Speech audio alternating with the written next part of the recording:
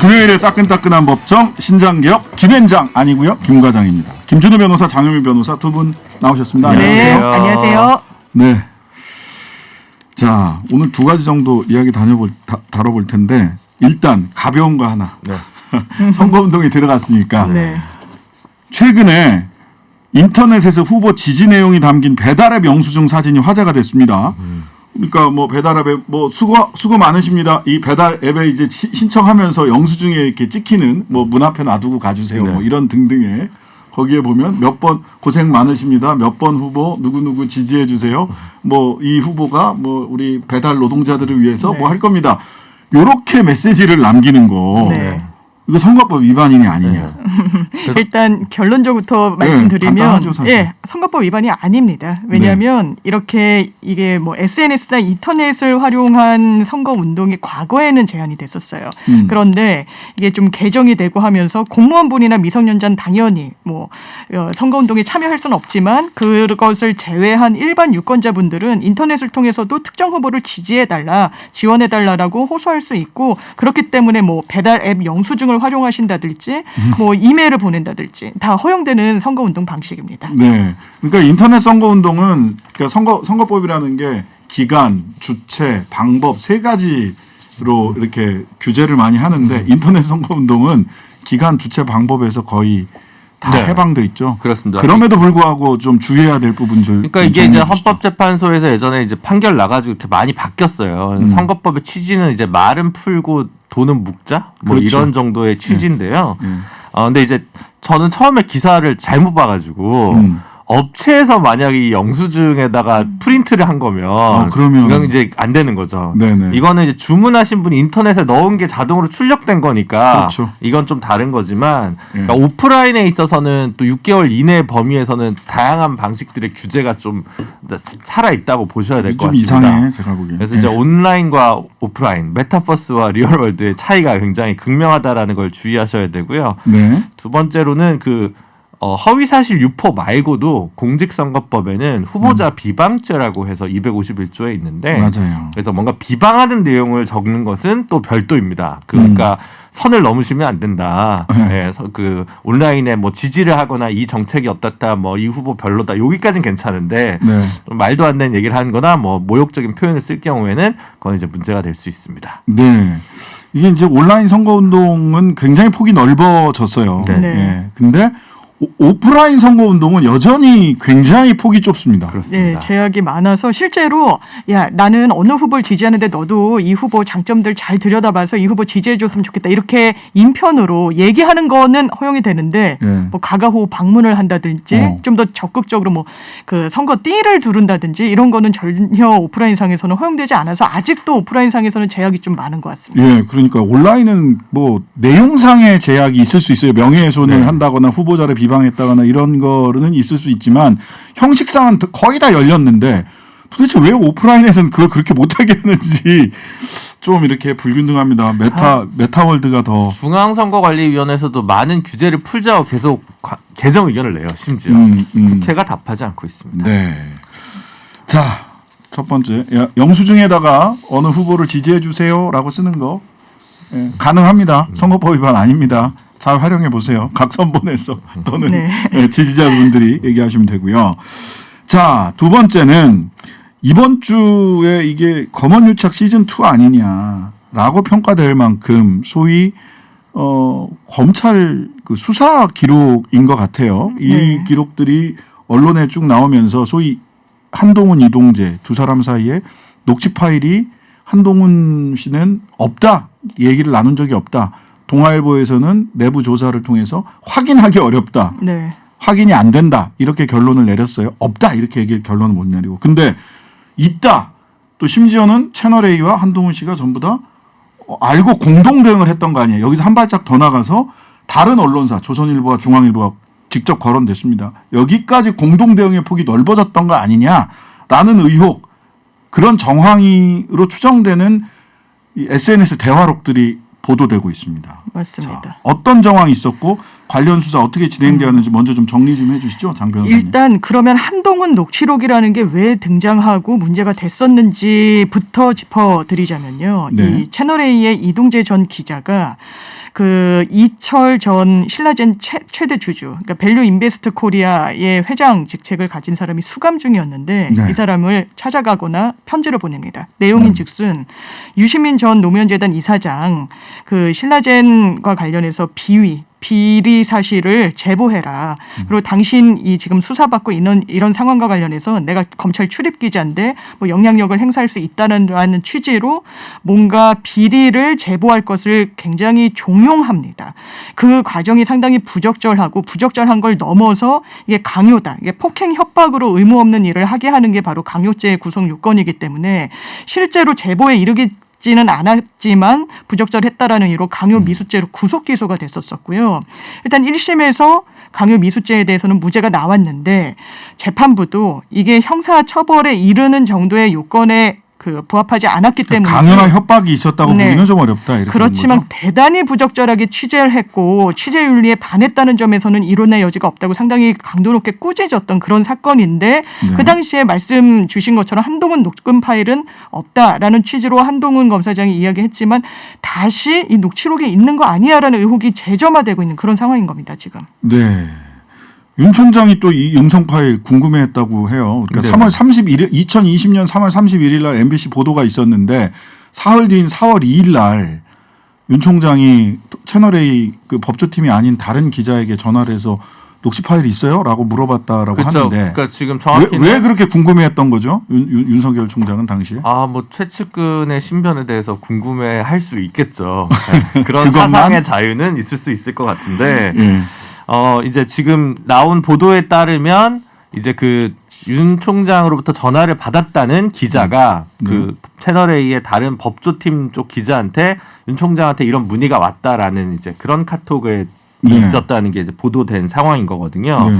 네. 아무리 검사 생활 오래 했지만 어쨌든 일국의 검찰총장이 특정 사안에 대해서 기자랑 통화하는 것은 사실 상당히 좀 조심해야 되는 일임에도 불구하고 그렇죠. 특히 휘하에 거느리고 있는 검사가 어떻게 보면 비위 행위일 수도 있는 부분과 관련된 부분이면 감찰이나 이런 걸 통해서 공조직 내에서 이 궁금증과 문제점에 대한 뭐 조사나 진상 규명을 해야 되는데 이걸 사적으로 본인이 기자한테 따로 연락했다는 게 적절한 행동은 결코 아니라는 생각이 많이 듭니다. 근데 오히려 아까 이제 감찰을 통해서 확인해야 된다고 했는데 오히려 대검 감찰부에서 감찰 들어가니까 당신들 감찰 중단해 하고 인권부로 넘겼어요. 맞습니다. 그리고 그게 감찰 방해다라고 해서 행정소송에서 감찰 방해 그래서 공직자로서 의무 위반했다라고 징계는 정당했다. 예, 그래서. 그러니까 징계 정당했다라고 하는 것도 나왔고 그다음에 네. 수사 방해 윤석열 후보가 수사를 방해했다 한동훈에 대한 중앙지검의 수사를 방해했다라고 하는 것도 행정소송에서 또 인정이 됐단 말이죠. 맞습니다. 사실 지금 김 변호사님이 짚어주셨던 것처럼 그러면 감찰을 하거나 하고 본인은 거리를 둬야 돼요. 본인의 최측근이었다면 더더군다나 그래야죠. 본인이 검찰총장,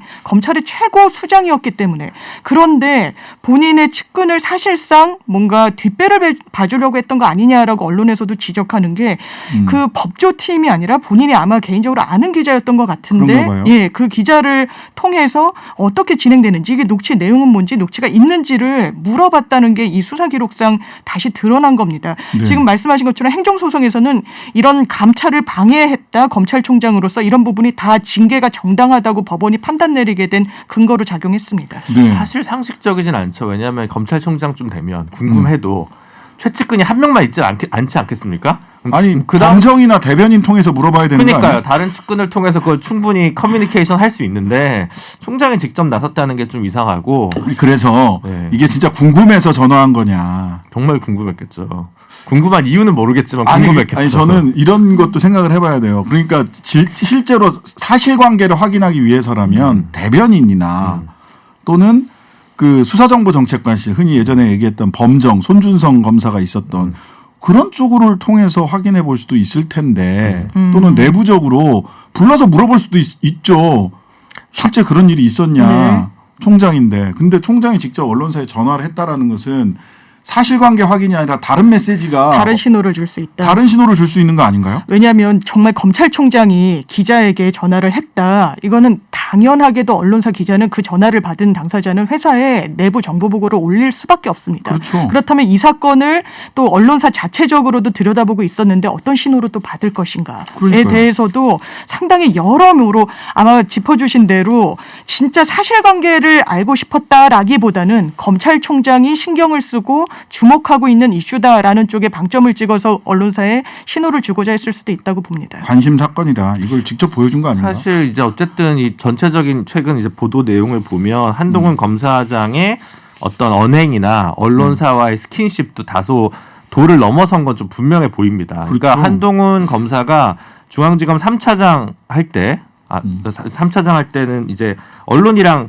깊숙이 관계를 맺을 수밖에 없고 일정한 공보적 역할을 했기 때문에 네네. 기자들과 통화하고 친분을 쌓은 것을 가지고 뭐라고 할 수는 없습니다. 네. 하지만 이제 이번 사안에서 이제 그 공개된 그 기자들 내부의 카톡을 통해서 추단되는 한동훈 검사장과의 대화 내용 그렇죠. 이런 부분들이 상당히 좀 선을 넘거나 압박을 굉장히 심하게 한다거나 뭐 이런 부분들이 굉장히 많기 때문에 이거는 적절치 않은 언행이었다는 게 분명해 보이고요. 그래서 사실 이 사건이 대선에서 어떤 영향을 미칠지는 솔직히 잘 모르겠습니다. 네. 잘 모르지만 지난번에 그 윤석열 후보가 한동훈 검사장 뭐 독립운동. 네, 그렇게 얘기해서 중앙일보 인터뷰했던 거랑 네. 이번 거랑 이제 엮어서 보면 한동훈 검사장이 서울중앙지검장을 하긴 어렵겠구나라는 생각이 저는 좀 오히려. 개인적으로 많이 들었는데 네. 그거는 모르는 일입니다. 윤 후보는 항상 정면 돌파 스타일이기 때문에 네. 적폐 수사 이 얘기 발언 가지고도 지금 정면 돌파하잖아요. 파시스트 얘기로. 그건 모를 일입니다. 너무 그렇게 속단하지 마시고요. 그렇군요.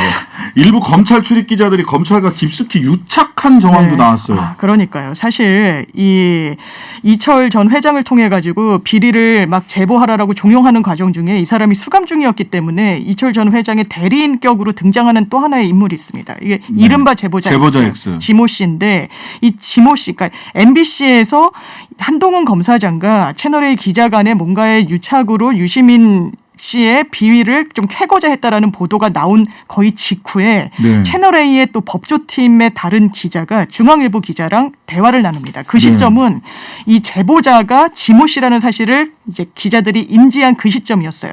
그러니까 네. 중앙일보 기자가 나도 이 제보자 지모 씨에 대해서 캐보고 있고 어디 가면 만날 수 있냐라고 채널A 기자한테 묻습니다. 왜냐하면 채널A 기자가 최초에 접촉했다고 의혹을 그렇죠. 받았기 때문에. 네. 그리고 검찰에서도 이건 한번 들여다보라고 하고 박살내고 싶어한다. 검찰이 지금 지 씨를. 왜냐하면 검찰의 명예를 훼손했기 때문에. 그래서 나도 뒤를 캐보자라고 하니까 네. 이 채널A의 법조팀 기자가 어떻게 하냐면 대포폰을 쓰는데 이 지모 씨 전화번호 내가 알려드리겠다라고 하면서 실제로 알려주고 다음날 중앙일보에 뭔가 이 메신저 지모 씨를 공격하는 듯한 뭔가 부적절한 뭐 채널A 그 제보자 X가 여당 출마자에게 정경심 씨 변호를 제안했다는 식의 기사를 씁니다. 그렇다면 통상 같은 출입처에 같이 출입을 하는 기자들은요 정보를 공유하지 않습니다. 특히나 이런 단독 기사 뭔가 본인 언론사만 갖고 있는 기사인 경우에 그런데 그것을 공유했다라는 거 그러면서 그 뒤에 검찰에서도 취재를 해보라고 종용을 하고 있다는 거 이 일련의 과정들을 보면 언론과 검찰이 마치 하나의 몸처럼 움직여서 이 그 검찰을 공격하는 것처럼 느껴지는 제보자를 상당히 공격하기 위해서 뭔가 좀 네. 기사화를 했다라고 보여지는 부분이 굉장히 많이 있습니다. 우리 장 변호사님이 바로 기자랜다. 기자 출신이시거든요. 그래서 이런 부분 굉장히 잘 알고 계시고. 근데 이제 전화번호만 알려준 게 아니라 네. 그 그렇죠. 실명 판결문도 다 넘겨요. 그랬죠. 네, 그렇죠. 실명 판결문이 조성은 씨한테 넘어간 그것도 있었는데 예. 아까 그 접촉 포인트 관련해서 이철 일가의 그 각종 집 주소, 뭐 경기도 어느 시 뭐 어디고 지금 무슨 직업이 있고 이런 관련된 정보가 또 이 기자분들 단톡 그 카카오톡 대화창에서 전부 떴거든요. 일반적으로 아무리 취재력이 좋은 기자라고 해도 이걸 바로 알아낼 수 없는 정보들이 있는 거 보면 이건 수사기관 쪽에서 좀 이야기가 샜을 개연성이 상당히 많아서 그런 부분 때문에 또 검언 유착에 그 다른 고리가 여러 가지 좀 있었던 거 아니냐는 합리적 의심이 들고 있습니다. 예, 이 4월 3일 날짜가 중요한데요. 이때 아까 말씀하시는 그 기자들 중앙일보 기자와 채널A 기자가 뭐 검찰도 박살내고 싶어하지 정보 주세요 하고 정보가 넘어가고 했던 그 시점이 손준성 보냄으로 해서 김웅 국민의힘 의원에게 그 제보자 X의 실명 판결문, 그다음에 고발장, 그 밀키트 고발장이라고 제가 흔히 얘기하는 이름만 쓰면 바로 검찰에 낼 수 있는 이런 게 넘어갔던 시점이에요. 맞습니다. 4월 3일이.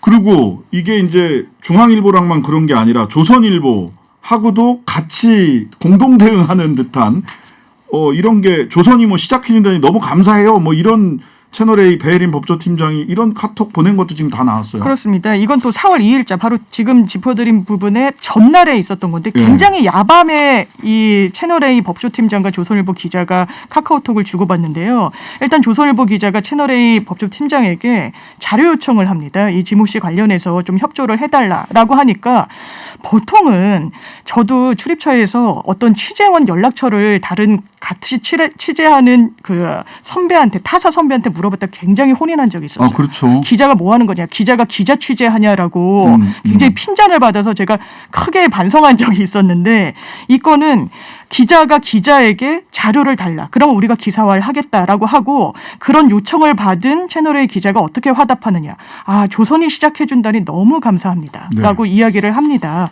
그리고 실제로 조선일보가 그 다음날 기사화한 게 이 친여 브로커가 윤석열을 부숴버립시다라고 이야기하자 바로 MBC 보도가 나왔다라는 취지의 기사를 작성합니다. 일면에. 네. 그러면서 이 두 기자가 주고받은 대화 중에는 이 지모 씨를 속된 말로 미친 X로 만들어주세요. 이런 요청을 주고받았다는 게 이게 뭔가 검찰을 기자들이 이제 보위하기 위한 기사를 작성하고 검언유착의 프레임을 이른바 권언유착, 그러니까 MBC와 이 여권이 같이 유착했다는 프레임으로 전환하는 데 굉장히 협력을 하고 일조했다. 이렇게 보여지는 부분이 있는 겁니다. 이게 또 보면 이게 참 언론사 레거시 소위 레거시 미디어들 이거 어떻게 판단을 해야 되는지 모르겠는데 그날 2020년 3월 31일 날 소위 검언유착 보도가 나가기 전에 그날 뉴스데스크에 나가기 전에 초고, 수정고, 그다음에 방송고, 방송에 쓰이는 이게 전부 다 채널A로 넘어가고 채널A에서 한동훈 검사에게 넘어간 정황도 드러났어요. 네, 그렇습니다. 이것도 상당히 공동 대응한 거예요. 그러니까 상당히 방송사들하고. 충격적인 일이 아닐 수 없는데. 예, 요즘 MBC 뒤숭숭할 것 같은데. 네, MBC 자체에서도 이게 샜다는 게 이렇게 밝혀지면 도대체 누구냐. 왜냐하면 열람자를 아마 볼 수 있을 것 같고 이거는 이제 대외 비 문서거든요. 근데 그 서류가 바로 이제 채널A한테 넘어갔고 채널A에서는 또 한동훈 검사장으로 좀 압박을 받으니까 그러면 그거 줘라라는 후에 이제 대화가 또 카카오톡 대화 내용이 지금 공개가 된 상황이어서 네. 이런 부분은 사실은 또 좀 이상한 동기 문화나 동업자 정신이 발휘된 부분이 또 있지 않나라고 생각이 듭니다. 그러니까 이 과정을 보면 결과적으로 채널A, 조선일보, 중앙일보, 한동훈 적어도 네 사람은 내 주체는 한 배를 탄 것 같아요. 개인의 일탈이라고 볼 수 있느냐, 기자 개인의 판단이라고 볼 수 있느냐, 굉장히 좀 의심스럽다라는 생각을 할 수밖에 없고, 그리고 이때 이게 고발 사주랑 동전의 다른 면으로 연결이 되는 거죠. 고발 사주랑 어떻게 연결이 되나요? 일단 고발 사주 의혹도 이 시점에 같이 이 김웅 의원을 통해서 이 자유한국당 측으로 고발장이 넘어갔고 그때 첨부됐던 실명 판결문, 그러니까 지모 씨의 어떤 전과 관계 등이 드러나고 유죄 판결을 받은 것을 실명으로 넘겨줍니다. 그런데 실명 판결문을 가질 수 있는 주체는 법원과 검찰이죠. 그렇죠. 왜냐하면 외부에서 그것을 열람 신청을 해서 받게 되면 굉장히 비실명이니까. 개인정보 때문에 다 비실명 처리를 하게 됩니다. 그렇다면 이것을 법원이 넘겼을 가능성은 극히 낮고 당연하게도 이제 검찰이 그 겨냥을 받는 건데 이 부분을 넘겼다는 것 그리고 이 넘긴 주체가 지금 수사정보정책관실 아니겠습니까? 네네. 그런데 또 왜 이 권언유착 2라운드와 관련해서 수사정보정책관실이 나오느냐. 이 지모 씨가 채널A 기자랑 계속 접촉을 하면서 나도 검찰에 좀 선을 좀 대고 싶다. 하나의 좀 다리 좀 놔달라라는 요청을 받았다는 겁니다. 네. 그 요청을 받았다는 사실을 채널A 측에서 한동훈 검사장에게 이야기를 했고 그러자 범정 수사정보정책관실의 아무개 검사를 뭐 추천 형식으로 이야기를 했는데 그게 손모 검사. 여기 그 고발 사주 의혹과 관련해서 현재 피해자 신분인 손준성 검사가 또다시 등장을 하고 있어서 뭔가 이게 자유한국당 한국당 지금 국민의힘의 전신으로까지 경유되는 데 있어서 검찰, 기자 여러 다각도로 지금 의혹이 제기되는 그런 상황입니다. 이 검언유착 2탄인데 장인수 기자는 또 계속해서 유튜브를 통해서 관련 취재 내용을 밝히고 있습니다. 민주당은 이번 의혹과 관련해서 윤석열 후보와 한동훈 검사장의 해명을 요구했는데 아직 뭐 명확한 해명은 아직 정확한 해명은 나오고 있지 않은 것으로 보이고요. 윤석열 후보에 대해서는 이양수 대변인이 윤석열 후보에게 사실관계를 확인해 보지 않았는데 그럴 필요도 없다. 이렇게 얘기를 추측에 했어요. 불과하다라고 하니까 네, 추측에 그 부분을 불과하다. 단독 보도에 또 오마이뉴스에서 또 반론을 네, 게재하기도 했습니다. 네. 자, 대선 정국에서 이번 사안이 좀 어렵긴 합니다. 이게 네. 또 어떤 파장이 일으킬지 계속 지켜보겠습니다. 신장기업 김 과장 오늘은 여기까지 하겠습니다. 김진우 변호사, 장영민 변호사 다음 주에 뵐게요. 네, 감사합니다. 고맙습니다.